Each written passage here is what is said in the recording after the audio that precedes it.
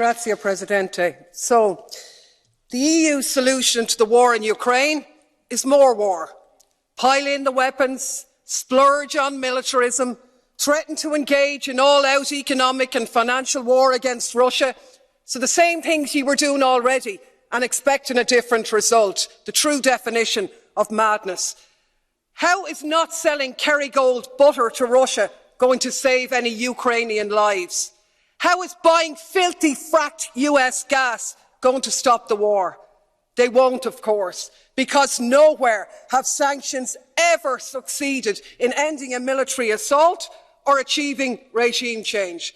But what they have done is unleash economic devastation, this time round which will be paid for by the people of Russia, including those out protesting against the war, and increasingly being paid for by the citizens of Europe, facing massive energy price hikes, inflation and a catastrophic decline in their living standards. Talk about shooting ourselves in the foot. And of course this moral outrage at Russia's illegal war, which has sparked this lunacy, is in sharp contrast to the lack of any such scruples in terms of the illegal US wars in Iraq or Afghanistan, which we not only didn't condemn, but we actually joined in and continue to do business with them all the way. No such scruples about Saudi Arabia's genocide in Yemen.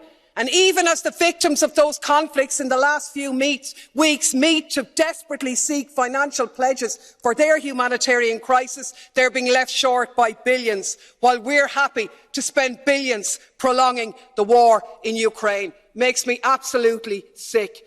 7 weeks ago, German's Chancellor Scholz correctly said, peace in Europe cannot be won against Russia.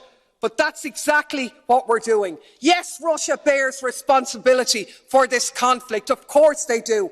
But we cannot ignore the role of NATO. And the EU, instead of promoting peace and acting in the interests of the people of Europe, the Ukrainians, the EU citizens, and yes, the Russian citizens too, has become a tool of NATO and the military-industrial complex. What is needed is an end to the conflict, an end to militarism, a ceasefire and a negotiated settlement. We should restore our role as a diplomatic one of promoting peace. Anything else makes us complicit.